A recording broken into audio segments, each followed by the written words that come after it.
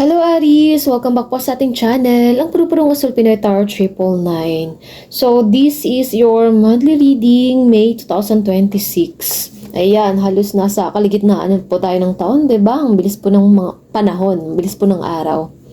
Ayan, so monthly reading po ng mga Aries at ano na rin po tayo, nakapag-shuffle at may mga cards na rin po dito sa ating pong lamesa kasi short video lamang po ang ating gagawin this time. Okay, lagay natin dito yung isa. Sakto kasi apat yung nandito. Okay, so pinakaunang card na lumabas sa'yo, Aries, the Five of Swords. Pakita natin sa camera. Ayan, the Five of Swords. And then yung pa-cross naman po dito is the Hierophant, Five of Pentacles, Eight of Swords. Sa past naman po is the Sun card. Four of Cups, King of Cups, the Fool card, and then the Tower card. Ayan. Yung hindi nga pala hindi ko na ipakita ito last. Pakita natin Ace of Pentacles. Okay.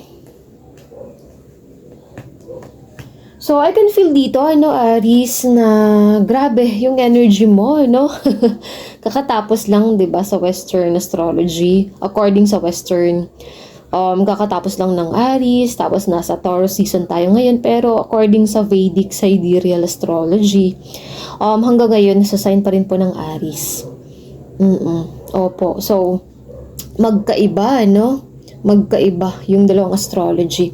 So, I can feel dito, Aries, na, dapat tanungin po muna kita, Aries.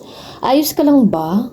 Okay ka lang ba, Aries? Kasi, my goodness, sa totoo lang, nung napansin ko na marami pong mga planets sa sign mo, bombarded ka, jump pack po ng mga planets, nung last part of April. Tapos mainit-init din yung panahon. Literal, diba? Mainit talaga yung panahon. Okay, sana hindi, masyadong mainitin ang ulo mo, Aries. Sana may outlet ka. Gawin mo sa ibang bagay, i-express mo sa ibang bagay, sa ibang paraan.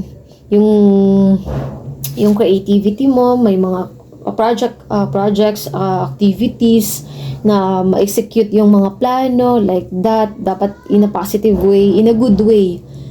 Ayan, so nagkaroon kasi ng stellium sa sign mo, Aries, for the first time, in this history. Okay, so, I can feel na bago lang, Aries, na magnetic ka, attractive yung energy mo, kasi ito past card, the Sun card, pack, diba, as I said, kaya ko nasabi yun, Aries, may parang nagliliwanag. May sarili ka bang ring light, Aries? Dagang nagliliwanag. Hindi lang siya sa araw, hindi lang siya sa hapon, kasi pati sa gabi, sa totoo lang. Kapag ka nakita ka ng isang tao, oh my goodness, na-amaze sa'yo. Kapag ka nakita ka ng isang tao, oh my goodness, sino yun? Mysterious yung vibes, napakaganda. And I can sense dito, Aries, sa totoo lang na very dreamy, very magical yung energy mo. Magical, dreamy, unrealistic, ethereal, kumbaga. People are attracted, sa'yo. Very attractive, very magnetic na energy. People gravitate towards you, Aries.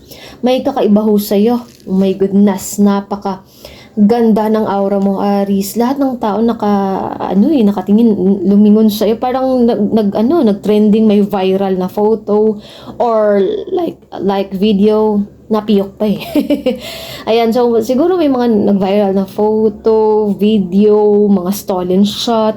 Ikaw yung paborito ng crowd, ikaw yung paborito ng cameraman, ng photographer, ikaw yung paborito, center of attraction, center of attention, apple of the eye. Mysterious yung energy mo. Lumiliwanag talaga, Aries, kahit ayaw ng atensyon, talagang nakatingin sa iyo yung mga tao, tsaka na-amaze sa iyo, Aries, in a good way. Sa totoo lang, a lot of attention sa iyo, Aries, this time. Hanggang ngayon nararamdaman ko pa rin po ito kasi nagpakita yung ganitong card 'di ba, kakatapos lang ng Aries season. Kapag ganun kasi nasa tao yung sa sign na ganun yung spotlight, pero hanggang ngayon nasa sign pa rin po, sa sign pa rin ng Aries sa totoo lang. Oh my goodness. So sa totoo lang Aries, masaya ako para host sa'yo for the first time. For the last 10 years, for the last 5 years, parang you are doubting yourself, pero sa pagkakataong ito, ini-embrace mo yung power mo, ini-embrace mo yung sarili mo na yung bang pagiging authentic, na talagang nakaka-attract talaga ng attention, lilingunin talaga ng mga tao, at saka marami siguro nag-add sa'yo sa Facebook. May mga kumalat na photos na napakaganda mo po doon, at talagang nagandahan pa ang mga tao sa'yo. And I can sense dito, Aris, parang siguro, some of you, dating kaibigan, kaklase, nung bata pa, tapos talagang na-amaze sa'yo, grabe yung glow up na nangyari sa'yo, Aries. And then I can sense dito na may mga ex na nagparamdam sa'yo, nagpakita sa'yo na sinabi niya sa sarili, ang ganda niya. Grabe ang ganda, grabe ang glow up, blooming. Oh my goodness. So happy for you, Aries, kung ito man po ang iyong energy. Okay. So, as I said, pinako ng card dito, 5 of Swords. So, ito. Ayan, pakita natin, I can sense dito, Aries, sa totoo lang, kapag effortlessly, na nakaka-attract ng attention, minsan hindi naman sinasadya, pero talagang nakakakuha talaga ng attention, Be careful with that, sa totoo lang din, Aries. Kasi kapag ganun, lapitin din talaga ng mga inggit. So, careful, at saka keep on praying, and then i-transmute yung mga ganung energy na pagkadating sa'yo, positivity lamang. Pagkadating sa'yo, yung mga negative na yan, magiging positive na maging maging good news, maging abundance, maging money pagdating ho sa'yo, Aries. May tao kasi dito na parang nagagalit, naiinis siya na nakukuha mo yung spotlight na effortlessly talaga, Aries. Talagang gorgeous, oh my goodness. Ayan. Di natin may iwasan kapag sobrang liwanag, nakaka-attract talaga ng kadiliman. Char! Okay, so 5 and then 5 kasi Hierophant card kasi ito. So, you are investing in yourself. So, siguro, you are walking, jogging, running, 10 steps a day, working, workout, 3 times a week, 4 times a week, yoga, meditation, pilates, whatever it is, the more na nag-invest tayo sa sarili natin, the more na mas na-attract ang mga tao sa atin. Diba? Yan na. Meditation, yoga, may mentor dito. May siguro, Aries, may tao rin pong tumutulong sa'yo, coach, mentor, or ikaw ito mismo, Aries. Okay, so lumalabas yung pagiging sporty ng Aries. Lumalabas yung, iba yung energy mo ngayon, Aries. Malakas din yung physical na sa katawan mo, maganda yung physique, maganda yung, mindfulness, 'di ba? Fitness. Overall, maganda sa loob, maganda din sa labas. Wow, overall. So, dalawang 5 of Swords, the Hierophant, 5, and then 5 of Pentacles, financial hardship. So, ngayon parang nag-aalangan ka, ano bang mga mangyayari? Actually, sa totoo lang, Aries, dumadaan ka sa unstable na pera. Medyo pag-shake. Kasi, sa bagay, May naman, 'di ba? Taurus season, kahit ano pa, meron talaga yan siya na magandang balita, lalo na po sa kaperahan. Kasi Taurus season, don't you worry, Aries, kasi ma-replenish din po yan siya. So, siguro may mga gastos ka din, I don't know, para kasing may, dito, parang may nakita akong tao na ano ba yung tawag doon? Trail hike, mount, ba? Basta yung, umakit po ng bundok, 'di ba? Yung, umakit po ng bundok, tapos, medyo gastos din. akala akyat-akyat lang, yun pala gastos din. So, siguro lately, Aris, marami pong mga pinaggastosan, lalo sa sarili. Pero kapag ka ganun, diba, hindi na rin tayo nanghihinayang kasi nag-i-invest din po tayo sa ating pong sarili. Mental health natin, sa ating pong physical health. Okay, so sa baba, Eight of Swords. May tao lang din dito, Aris, na parang nagpapapansin ho sa'yo. May tao kasi dito na parang throwing shade na pasimple. May tao dito na parang naiinis sa'yo, Aris. Tapos napapansin mo, unti-unti na, lumalakas talaga yung insecurity ng taong ito. Okay, so don't you worry, may pera pong paparating ho sa'yo. This May, Aris, unexpected na pera. Bonus. Ace of Pentacles, bagong simula, bagong araw,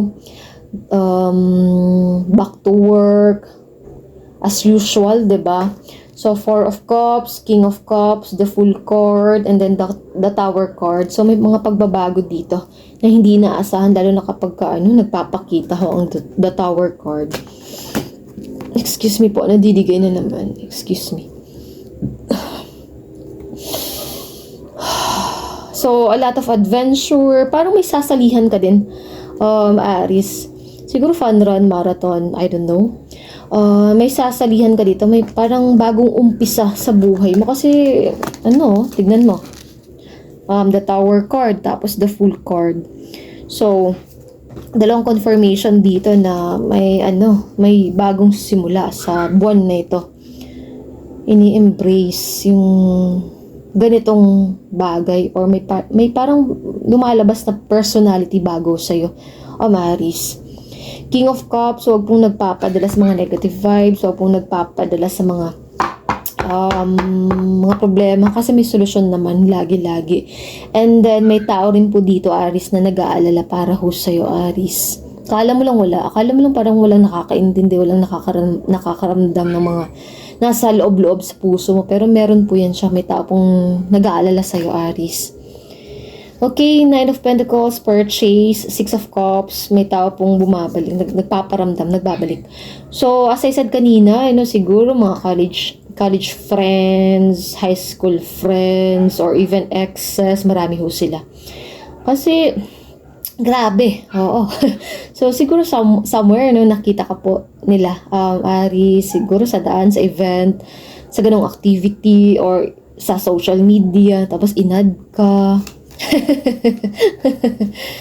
Okay, Five of Cups. Bakit ganun? Sa kabila po ng mga nangyayari, so nalulungkot ka po. Okay, tapos nagiging masaya naman kasi nandyan ang lover. Wow, diba? Nandyan yung love. Six of Wands, winning. Victory. A lot of attention. My goodness. Diba? As I said, you're winning, Aries. Embracing your power again. Parang matagal-tagal kang nasa hermit mode. Matagal-tagal kang parang naging introvert, nonchalant, ganun. Pero this time, expressive. This time, communicative. This time, kung anong nasa isipan mo, sinasabi mo, nilalabas mo. No more holding back, diba? Okay. Page of Cups. Someone is offering you. Oh my goodness. Diba? Pwedeng sorry, forgiveness, reconciliation. Pwede din po mismo, love. Ayan. Sa mga single, may tao po dito na nag-a-admire sa'yo, gusto ka. May tao dito na magpaparamdam. May tao dito na gustong-gusto ka, Aries. Chariot card, marami pang mga adventure, marami pang mga pupuntahan, marami pang gastos. Pero lumabas naman po yung yung Queen of Pentacles, okay naman po sa kaperahan, secured, stable, grounded. Focus siya sa kanyang business, the World card. So, completion.